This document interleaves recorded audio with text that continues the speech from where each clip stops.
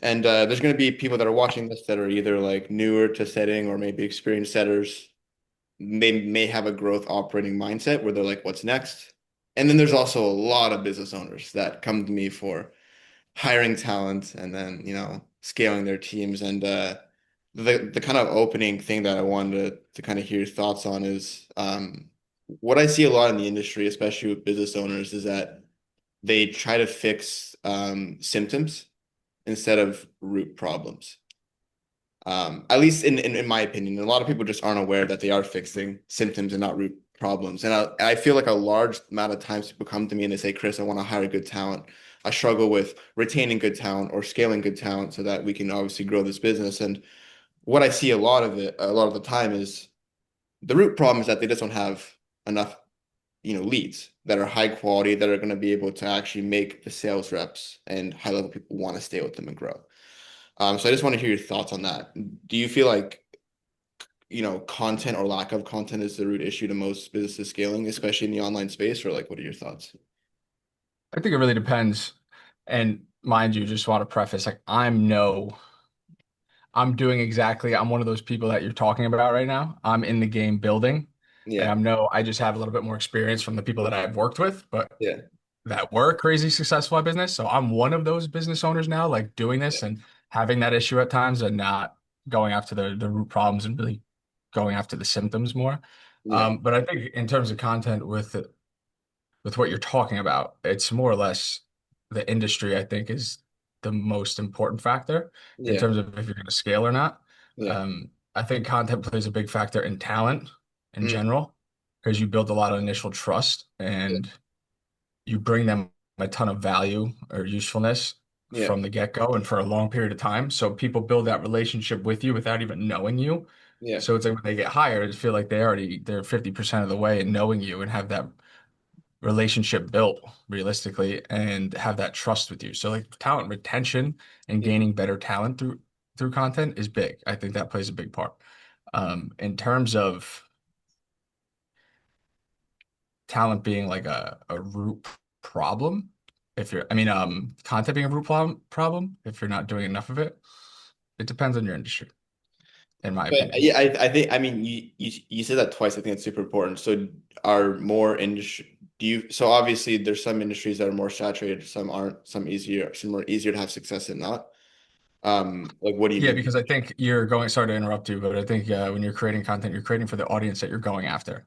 Yeah, So like if you're online fitness coach or you're a DM setter that's mainly a lot of their business is online, yeah, or if it's fitness related, they have merch as well. Like yeah, they could create content for their audience yeah, and grow their business via content exponentially.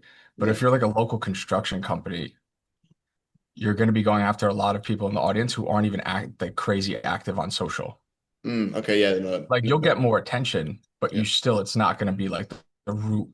It's not going to be like the end all be all or like a huge factor in like the scaling of your business. Maybe down the road, but in the first couple of years, you're really just focusing on like very local. So it's going yeah, to be different type of ads. Like you're not going to have the time or want to put in the effort to actually do content like the right way, which would be a shit ton of time where yeah, you could focus that elsewhere on yeah. different types of ads. A lot of And people sell the idea that, especially in nowadays marketing, that like drop everything else. It doesn't matter what industry that you're in, making content is your highest ROI, and that's obviously not the case. So, no, interesting. Yeah, but it can be yeah, eventually. yeah, Like for depends on your industry, but either way, no matter what industry you're in, yeah, it's an eventual thing. Like you'll have those one or two people that in a once in a blue moon that will crush yeah. very quickly and grow on social quickly, but you don't see like more times than not, way more times than not, it takes a lot longer than you think it is. You just see a lot of one hit wonders. Yeah. No, for sure, man. I appreciate you being on here. I have a lot of selfish questions that I feel like also the other parts of the audience will also enjoy as well. I know people don't care about me on this. They care more about the actual guest. I don't want to speak for you and your They're here, experience. they care about you. They're here because you're Yeah. hosting it. What's your just 30-second background and experience? And I think most people are specifically in the coaching industry or more in like service-based kind of results agency. So I guess 30-second intro, like who are you, who have you worked with, and I guess like what are your kind of guess main skill sets? Got it. So I am the CEO, founder of Media Engineering. We help B2B businesses, direct consumer businesses, entrepreneurs, founders build and scale their in-house media teams and also scale their content strategies and help them build it out, mainly consultants. My previous experience, I worked for 3 years with a guy named Gary Vaynerchuk, GaryVee, at Vayner Talent, Vayner Productions, and Vayner Sports. And then I ended at VFriends. I had a hybrid role across those three departments for those 3 years, about 2.5. And then the last 6 months was at VFriends, where I did talent management, content production, content strategy for the people we represented uh, at Vayner Talent, produced in-house shoots that were low budget, did new business development for those studios and those productions. Yeah, and worked at agency production for being a project manager. So I did like a lot of different things, helping the athletes get brand deals, marketing, handle contract, negotiation, podcast. It's a lot. And from there, I went to acquisition.com for 2 years where I was media operations and content strategy manager. I had like a hybrid role there as well. Initially came in as a content manager, and then it grew to being like the manager of all the media operations Well, and the main strategist for the team. And I was the second media team hire there, and I was there for 2 years from 2022 to 2024. And then I yeah. started media engineering. I know that was like, I think that was the quickest intro though I've ever done. That was like a minute. No, that's great. That's great. And obviously, at the scale of Hormozi, what you're probably doing is more at scale of like a television show. Maybe not like a full-on like TV series, but like the level of production, the thought process that has to go behind the content. I'm sure it's at that level. Um, Yeah, well, to an extent, yeah. It's yeah. more gritty than anything, like versatile. What do you mean? So you're saying the content level, like the content that I help people create? Yeah, yeah. I'm like I'm more curious more on like what you did specifically for him. Oh, And for Alex and Layla? yeah, I know. I just mean more in general because like Oh, I thought you meant now. Yeah, Alex. because like a lot of people listen and they hear like operations and systems and they get kind of confused. What would you say is like your kind of like in-depth experience, I guess you could say. Hmm. Well, with them, it was doing content management, copywriting, helping with pre-production, handling the film sessions, what we're going to film, how we're going to film it, what are Yeah, the concepts going to be. Well, we all did it as a team, but like yeah, I spearheaded it for the most part on that because that was like my role as the operations. yeah. Um, Helping with onboarding new hires, interviewing, vetting those Okay, so hires. it was like the whole thing then. Yeah. Okay. Yeah, vendor management, like all the vendors we utilized that initially before we hired it in-house. I handled all the comms with them and like, Yeah. yeah. So just being around those kind of people, right? Like at the end of the day, they're just people. But did you learn anything different from your experience, like before you had your life and then after you experienced it? And like, what was your kind of biggest or some of your takeaways working with people at that high of a level, like that in depth? The amount the amount of work it actually takes to win as like an entrepreneur and building a business and to actually win and how many different factors and variables are involved in your success for that business. I think I learned a ton from Alex on terms of obviously sales, marketing, how to speak better in public Yeah. and You did great at your presentations. first you did great at your first event that you spoke at. Thanks, Yeah. man. I appreciate it. Yeah, so I think I learned a lot from Alex in that regard, and obviously work, hustle. Yeah. I hate the word hustle actually. It's more or less just like working hard. I Yeah. really learned a lot from him in that regard. We're very similar. Yeah. Um, he comes from a very similar like type of background. He's a very similar style individual as me. Yeah. Um, and then Layla was she's like a genius when in terms of operations and HR Yeah. and team building culture. The culture is phenomenal there. They Yeah. do a great job at that Yeah. because they're just good people at the end of the day. And I learned with Layla would really like the becoming a better leader, Mm. how to communicate better as a manager, how to conduct yourself as a manager. Yeah. Uh, that hiring process and structure. Really Yeah, like she's just like really the fine tuning of the details and getting those down pat on all aspects of the business is so big. Like yeah, doing it first and then teaching it second. So then you know all the ins and outs yeah, of the business. I think those are like the main, as I know it's a lot, but I've learned so yeah, much from them, honestly. I never really worked like a legitimate business like that where it's so in depth and detailed and they're so transparent about everything. And it yeah, just showed you how much, like we would go on calls and they'd show what the numbers were for the business as a whole, like how much money they were making. yeah, And I've never seen that before, like how much money they were making, what's in the yeah, pipeline, how many companies we're working with, what stage those companies are at. And this is yeah, all like full team meetings, but the team was small at the time, but still, they were yeah, so transparent. But that just built more trust with us to make us, yeah, and that would inevitably, now that I think about it, make us work harder because we want to see the numbers go up and do well as a business. yeah, And then it all stemmed from content because they were funneling everything through their content.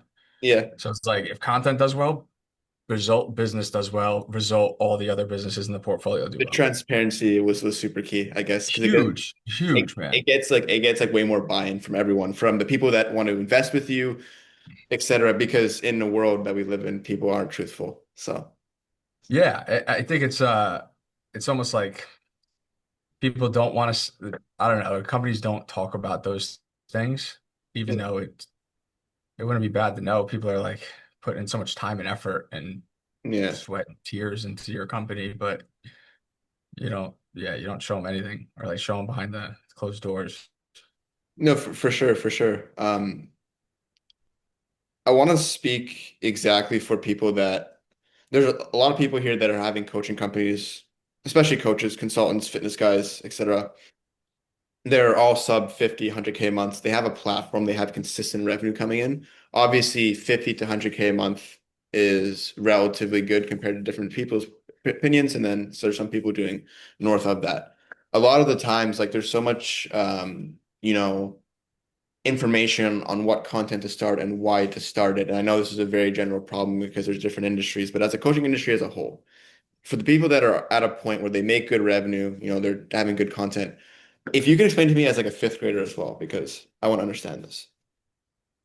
What's the kind of step-by-step process you need to kind of follow, if it's not too much to answer, to understand what to do to actually make content for your niche?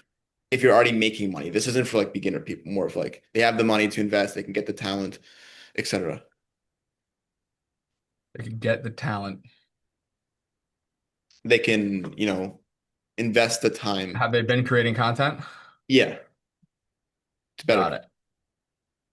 So very tough to answer when I don't see like what they're currently doing. But I would look at the top creators in your industry. Obviously, you need to figure out Yeah, what you want to be known for in terms of like what separates yourself from the people in your industry. So like what's your core belief that makes you stand out? So then you could draw that line in the sand, like this is who I am and this is why I'm different from everyone else in my industry. And you could focus content more around that. yeah, Figure out what are like the five key pillars that you really want to make 90% of your content around that yeah, are going to be like your brand associations, what people are going to think of when they see your content, because you're going to have content associated with those five things continuously. So then you're known for that over time, which it includes your core belief. But for hiring aspects, it's going to be at first, if you have the money, it would be more or less like a shooter and editor who could do kind of both. yeah, And then a content manager. That's always like usually a content manager slash creative director.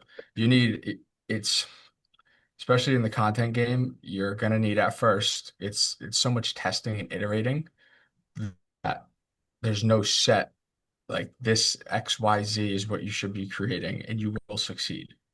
It's gonna be like AJD. You're gonna test like A, J, and D, and then you might get the result that you want.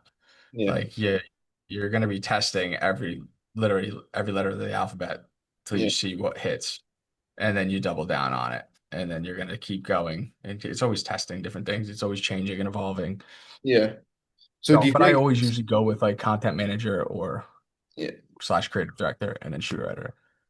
do you feel like it's just because of a lack of data? Like hypothetically, 5, 10 years down the line, as we have more creators, more Hormozis, hopefully it's going to be much easier for us to be able to understand what content actually goes out. For me, I've like goldfish memory and I can't remember things. And I think you have this in a lot of your trainings that I'll link below that everyone can go through. If they're doing, decent in business, they can see if they can work with you. But like, what are some simple frameworks that you can keep in mind or sayings?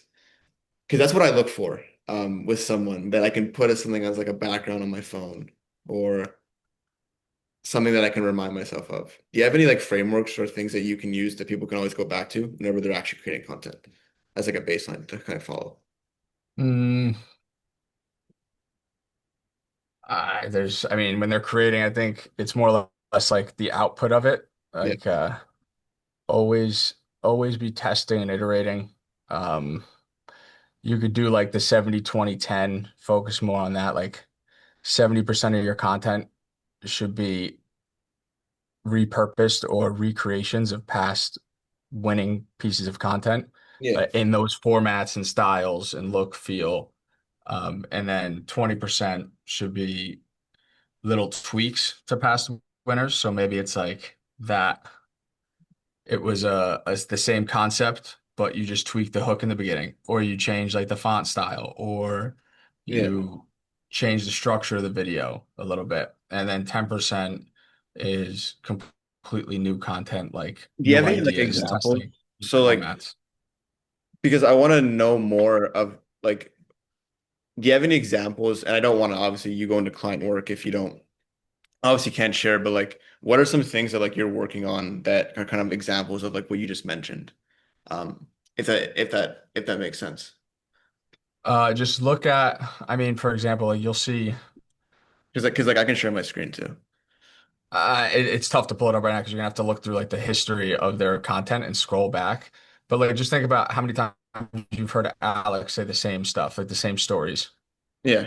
But no, You a know how he lot. always talks about So like sleeping at the gym or like sleeping when yeah, he's at the gym and then he falls asleep on the wall, or like he's talking about when people are partying yeah, upstairs while he's still working at night. Like you've heard those stories so many times, but you see it yeah. repurposed in different formats. Well, it's it's kind of the same thing with like clips and like edits of just like you've probably seen like streamers and stuff like that, right? They have the exact same clip but edited in 10 different formats, different videos and all that stuff, and it's really just like attention, I guess you could say.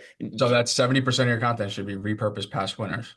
Intro. Okay, okay. Do you guys mess with like because I know some companies they focus on like obviously scaling an individual account. There's some people that have like sub accounts I've heard. I know that kind of industry has blown up. I think WAP has kind of blown that up, like that clipping Like the market. clipping. Yeah. Like, what do you think about that in general? Like, do you think that's something that, I mean, like, do you do that? Is that like, Nah, I'm not really a fan of clipping because it you basically leave your brand and you're basically having them cut up edits and portray you in a way that you don't even know the person who's editing and they might portray you in a way that you don't doesn't reflect the brand associations that you want to have.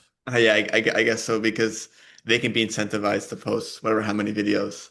They could, yeah, they're Yeah. incentivized to get attention, so they could just create the video however way they want to get the attention, but might not be who you are. It might not be something you like, Mm, but then that creates that image or that emotion from the viewer's yeah. side of you and your brand.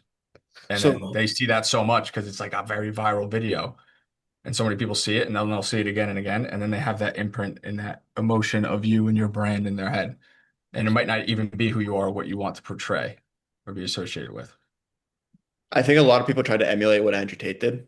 And obviously Andrew Tate doesn't care about how he's viewed, so people were just posting whatever about him. And obviously it's hard to do enough itself, right? Because like how are you going to incentivize people to not only do it once but work for you long term to actually do it? And this kind of ties back to the town thing. One thing that Iman Gadzhi does and Luke Belmar does, and the reason why they had so much success was because they had an internal team that they QC'd and monitored and all that stuff. But yeah, most people do it wrong where it's just like it's just like not scalable. Do you I guess my kind of question to follow up with that is that like, do you feel like it's scalable if there's an in-house team that actually is QC'd? Or do you feel like it's better just to scale on like one account? Because like the reason why I'm asking is because I feel like it's probably going to become more prevalent, and it has been. Or do you feel like, I mean, I have no idea. I'm talking, I guess, for specifically like short form stuff. You can't really talk about long form. Yeah, I think it'll be. I think you'll see people continue to do it as they build in-house teams, but I think it would be best done internally, just because all the people you hire internally, you'll obviously have vetted them already. You know Yeah. they're good at what they do. They Yeah. align with the brand. They have your same values. You hired them for a reason. Yeah. So it checks a lot of the boxes to say like, okay, I trust this person to create content that's going to go out on brand Yeah. instead of having a random guy in Narnia do it. Yeah. I guess fair enough. Correct me if I'm wrong, but like were you like you did the in-person like coaching for the workshops with acquisitions, or No, did you I was remote, and they got when it? I my the tail end of my time there was when it was like the I think it was like their third month into workshop or second third Okay, month, and they were in Vegas. I was in Jersey. I I see. went out for one, but I honestly think I was there for like maybe 6 to 7 workshops in total Okay. I don't because know they if started them at like the in 2024, like the start of it. yeah, okay. I don't know if this question is like relatable then, because I feel like you're able, because one thing that obviously acquisitions has the ability to do, unlike a lot of other companies, is they can see trends because they have so much data because they talk to so many people. So they obviously have people within all multiple different industries, and they're able to see what's working and not working. Um, if you haven't been to many events, maybe this isn't relevant, but did you speak to a lot of like clients of acquisitions, or do you just work like with Hormozi? No, I didn't really talk to his portfolio companies at the time, but there was only like 10 to 15 Mm. throughout my whole tenure there. So like I talked to some of those companies, but no, I wasn't talking to a bunch of business owners while I was there. The workshops they did. With the people that you did speak with, what do you feel like is a common thing that people do wrong? Because yeah, I mean, because like, don't you have to reach a certain like revenue to be a part of the workshop? You, yes, yeah, you have to be a certain revenue, and then it's like 5K a seat or something.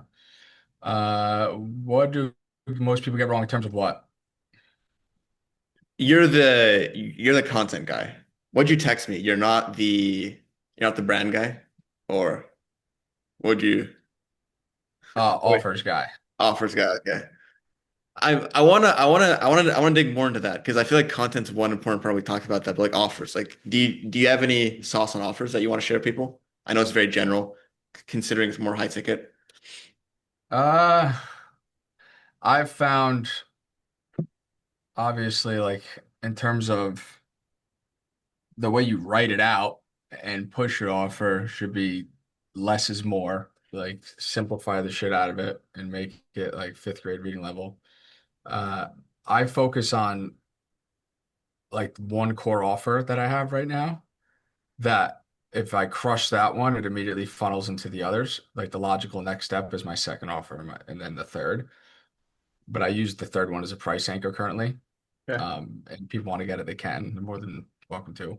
But it's I really think like if you really nail that first, if you focus on one offer like and really nail the shit out of it and like be the best at that particular offer that you're providing against all your competitors, then instead of like trying to do great on all three, say if you have three or four or five, whatever, Yeah. um, dial in the one main important one and then focus on the others and the rest will follow.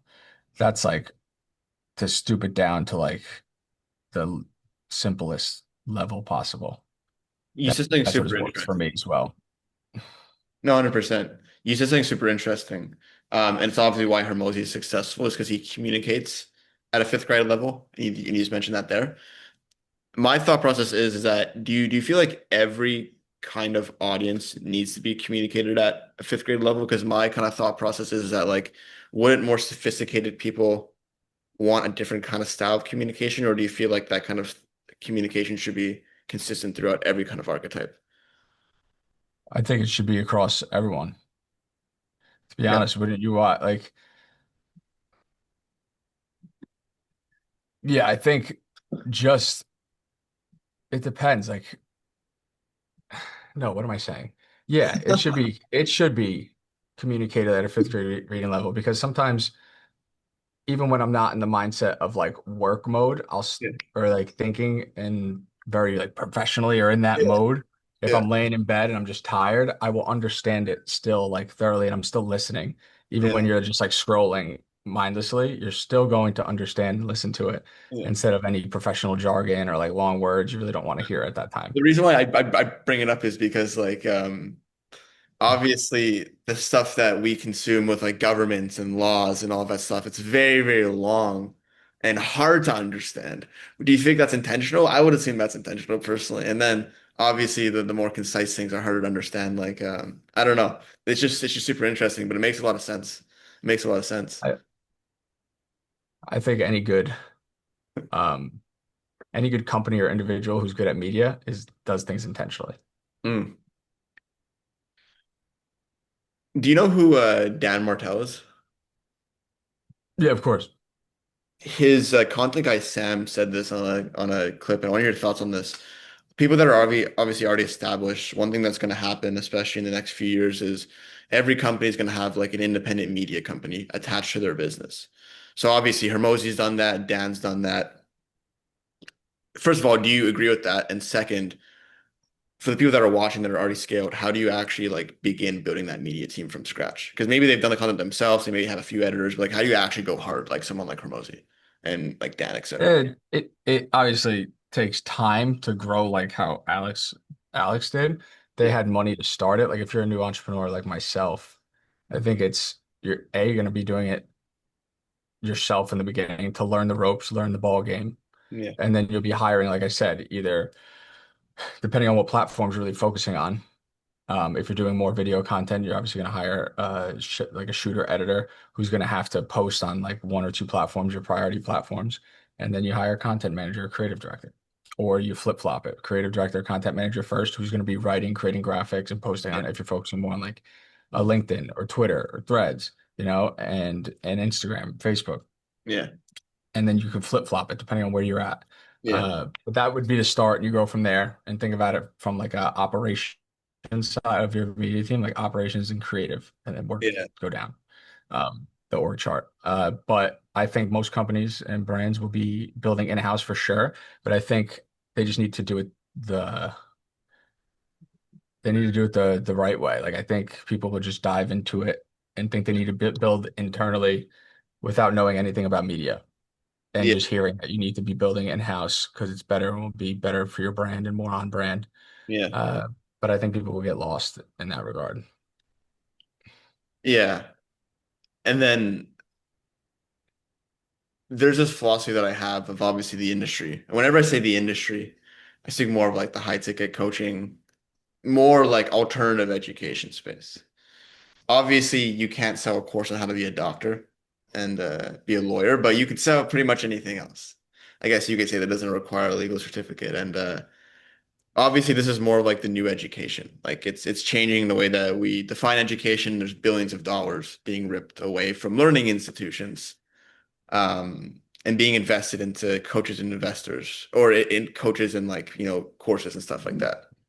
First of all, how does it feel to be one of the main contributors to that? And second, where do you feel like your kind of goals within, I guess, this industry is within your company? And like, where do you like plan on taking this? In terms of my company in the course industry, Yeah, yeah, of course. I mean, just like in general, like people selling, their services, etc. I'm more of a proponent of, I'm more or less like anti-course, to be honest. No, please expand. So whenever I Yeah, say courses, I don't necessarily mean like selling information, but like you know what I mean, like the whole influencer rise. Like not everyone has to sell courses, but some sort of like, access to them or, circles, stuff like that. Kind of like what school is doing with communities. yes, I think the community route. Hold on, let me shut my window real quick. One second. It's You're good, crazy in bro. here. I can pause. Are you good so far I though? think, You good so far? yeah, this is Cool. great. Cool. The community route, I think, is going to be big because as AI grows, I think it's going to eliminate more and more like the human interaction aspect. And in my opinion, you can't really AI community. You need that interpersonal aspect between humans. Mm. So it's difficult to AI that. In terms of courses, give it away for free. Like I'm just like I get that like just from working with Alex, Leila, Gary, like give away your knowledge for free and then help them implement that knowledge. You didn't answer the first question though. How does it feel to What be a part of this revolution? Like you're the one that basically Oh, it was helped. awesome, bro. Like I think it was cool. It was very cool. Thank you. You don't really know it's funny because I didn't really notice like how big of an impact that the work I did with them and like Yeah, what we built. Um, Even just with like by building their brands, it helped build school's brand, it helped build other people's brand because they built it off of Alex and Layla and like literally. modeled what we were doing. So it's like I didn't realize it till like way after the fact. I was like, holy shit. Yeah. This is pretty cool. But it was very cool, man. I loved it. I And I don't continued to necessarily like, what's like up? I don't necessarily like to think of it this way, right? But some people they have different drivers in life. I'm curious to hear more about your drivers. But you know, we're in a kind of an era right now where like, I like to think of this as like kind of like the new Hollywood. It kind of sounds crazy, but like hear me out, right? It's like this is where all of the new trends are going, like influencers, etc., right? And I think we're gonna look back at this in 10 or 20 years and be like, damn, like you yourself and a lot of this were started something like super, super massive. So yeah, again, it's just putting into perspective, usually after you leave, how impactful it was. Yeah. So what exactly is the question? No, I just want to just to make that statement. I just like it's just absolutely awesome. Oh, yeah, A lot of, I agree. a lot of people don't think that deep. I don't know, but what's like, You also asked like what was your drivers? yeah, like Expand on that. What do you mean? so how do you? I don't want to ask you a generic question of like what drives you to be successful, right? But like, and I don't want to ask you a deep psychological question about like what are like your, drivers and your needs and all that stuff, right? But I guess for Nah, you, I'm an like open book. because you've gone down this route of working with Gary and Alex, right? Like some of it may have just been because of, luck or you put yourself in those positions to get those opportunities. But like what's driving you to work with these people and think so big and like and just like scale what you're doing? Hmm, great question. I Just a little mixture of like a lot of things. Like I started a business. I don't want to be a failure, period, to my friends, family, etc. Because I think there's a lot of people that you're fr like say you're friends with or you think you're friends with that aren't doing what you're doing, but aren't going after their own dreams or like they're building a business on their own and seeing you do it and are low key waiting for you to fail and be like, yeah, I'm happy I didn't do it because I that could have been me. Yeah. So like that's like one of the biggest things. I'd love to be because as a this is also like my own personal fucking problem and is like I was always like the party guy like growing up in high school and college and all my friends from back home thought I was like the just like the party guy. I was just like it's really and like a big drinker and like having a good time and that correlated to not being the smartest or brightest. They didn't think I was like one of the brightest and it takes a turn over time when they see the things I've worked on and am doing and have done. So I Yeah. would love to be like, I'm the motherfucker like winner here. Yeah. And I did this. And remember all the times and like when we were growing up and I was told this is you were the dumbass. Yeah. Sorry. That I don't know. That's like a big driver for me. That's a personal issue that I probably should figure out, but I really don't give a shit because I that feel, like yeah. is a big one. Um and my family as well, man. Like my dad was always an entrepreneur. I think he kind of I've always woke up every day and my dad would be working at 5 a.m., 4 a.m. on his laptop in the living room in his office. Um, and always building businesses. Like he had a company called Web of Deals. He sold to Groupon. He had a cake and pastry business called Little Jimmy's. He sold to Entenmann's. He had a mortgage and real estate company. He has like all his Series 7, passed real estate exam. He has a ton of like I've always seen him build the businesses, but not to like a crazy level. He's always like flipped them. And I think he taught me a ton too, to the point where like he walked so I could run. Yeah. And I would love to like do really super well Yeah. to like repay him the favor and be like, you you did this. Like this is not just me. Yeah.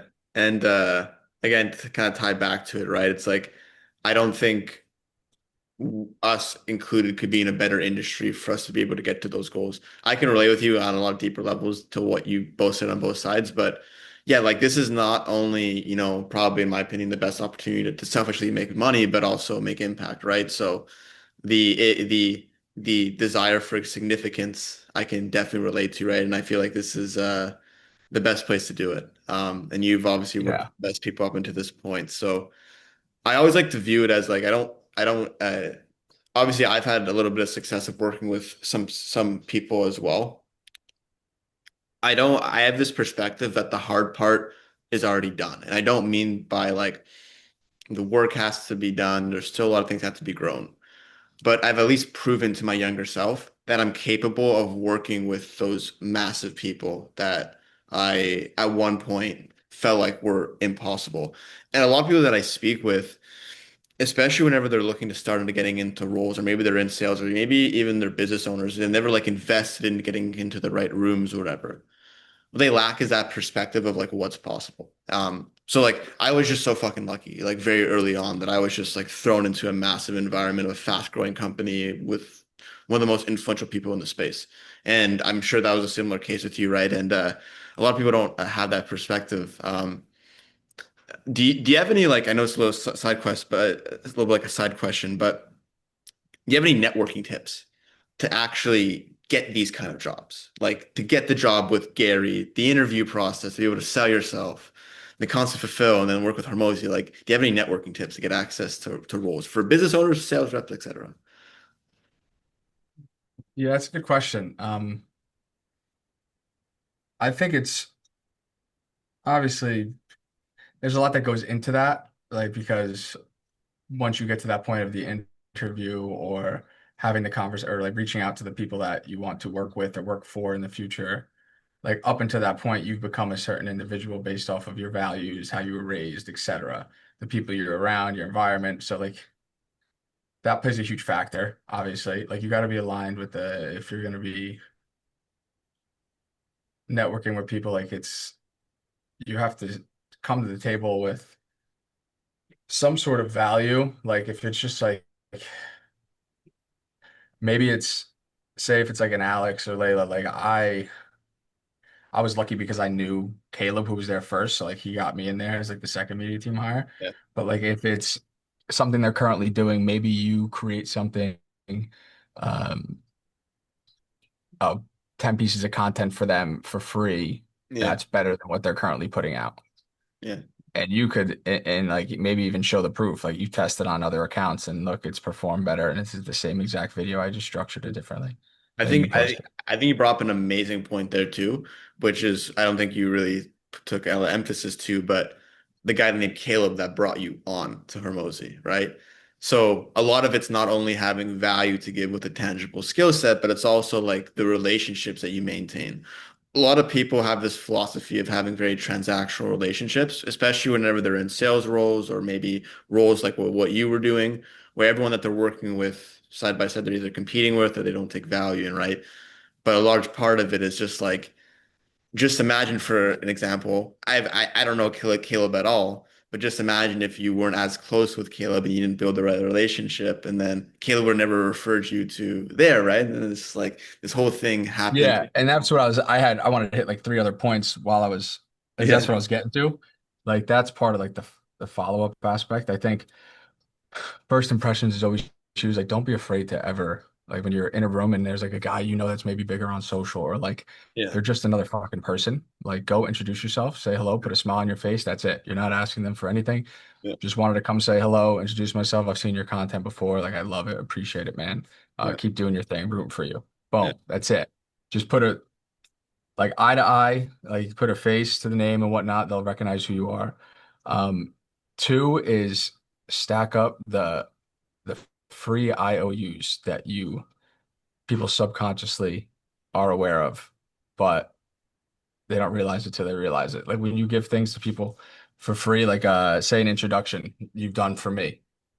You made multiple introductions for me. I'm on my end, like if you were to come ask me for something like this podcast interview, I said yes because you've provided me value and enough. Like you've given me stuff. You're a great person.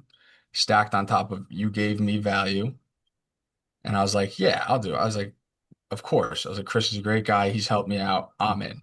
Yeah. Like, I done that for so many people over time. So when I come to them like 3 years from now and ask them for something, they'll be more inclined without even realizing it because they'll think about like, oh, he's helped me with this, this, and that in the past. Like Jimmy's a good guy. Like they'll immediately have that association of you being a good person, and they Yeah. might not even remember what you did for them, but they Yeah. know you have done something for them in the It's past. literally just a thought process. Yeah. Like, Yeah, so it's like that, stacking those up over time, and that could be intros. That could be like yeah. giving them a good restaurant recommendation, sending them different posts on Instagram of Yeah. like things that you know would help them if they're trying to work on something. And you Yeah. saw something that was like cool, you think it would benefit them, sharing it. Stacking up those a ton, and then also following up. I think checking in with people. Like I have a thing when I go to the gym every day, every single morning when I'm at the gym, I make sure when I'm on the Stairmaster or like when I'm on my walking pad here sometimes too, even in the office, if I forget to do the gym, I reach out to one person I haven't talked to in a long time. One Yeah. to two, I'll just text them like, hey, what's going on? Hope you're doing well. Just thought about you. Yeah. Wanted to say hi. And then I'll answer them later in the day because I put my phone in the mailbox usually. Yeah. Um, and then on Christmas and usually every Christmas or New Year's, if I don't get to everyone on Christmas, I go through my entire phone contacts. There's thousands, but Yeah. I go through the whole thing and I'll message everyone that I want to message, which is a lot of them. Yeah. Merry Christmas, happy like Yeah. with Gary. Gary, for instance, I message him and text him. We'll text on my birthday, his birthday, Christmas, Merry Christmas. That's it. Yeah. It's like happy birthday, Merry Christmas. Yeah. Boom. But I do that for everyone. They remember that shit.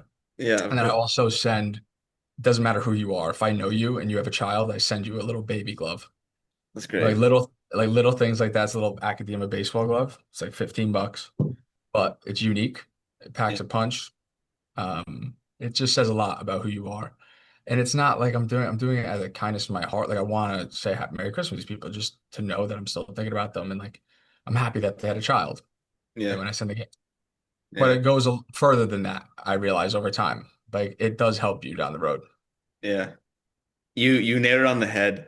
And the reason why I know you did is because people don't actually care a lot of times about the end result of what happens if, the restaurant you refer them is good or not. One thing that I've done to get access to Crazy Doors is I just offer people recruitment. I want to build relationships over the DMs, people that I want to work with that are influential. And I say, hey man, talent's good talent's very hard to find. I'm happy to send you a few really good pieces of like setters or closers to build the relationship. The truth is about this industry is that the churn rate of setters is like 80 to 90% in the first 6 months. So the chances of the setter that I place into that offer, them working out is like very thin. But I've never once had someone look at me differently because I've placed someone into their business that didn't work out. It's the thought that counts that you took the time to actually offer something without asking for anything in return for free that took your time. That's That's it what right like there. that's what sticks in people's head. So It's again, doing something without expecting anything in return. It's the biggest. It's yeah, massive.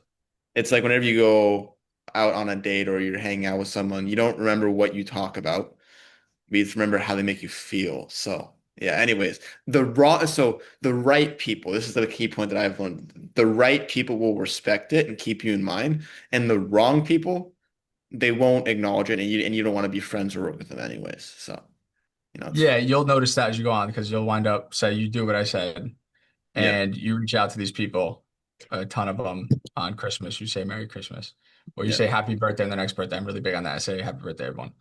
The people who you'll see over time, I do it for like 2 years in a row or something, and if I don't hear from them, like maybe it's a happy birthday to me or Yeah. like something in general to like Yeah. reach out, shows you they don't give a shit, in my opinion. Yeah. So then I That just makes use sense. most of the time, don't, will not after like 2 years of doing those like Happy Birthday, Merry Christmas texts. Yeah. Like, okay. Fair enough. Like they don't have the time to send a 2-second message. So I'm like, I'm out. For sure. For sure. Cool, man. Well, I don't want to take up too much more of your time. I think this is a super valuable session. Do you have anything else you want to say? Or I think for more people that want to learn more about what you do and how you deliver your services, and people that are obviously making money, you can give a quick kind of idea. I can drop your link, your calendar link, etc. Yeah, just have them check out mediaengineering.co. We help scale in-house media teams, help founders, entrepreneurs scale their in-house media teams, build out their brands via content, building out content strategies and execution systems for them, making their lives, bringing them more clarity and making their lives a lot easier and showing them the path forward. Cool, man. Appreciate you guys. Yeah, check out mediaengineering.co. That's about it. Sounds good. All right, guys. I'll see you later. I appreciate it, Chris. Thank you.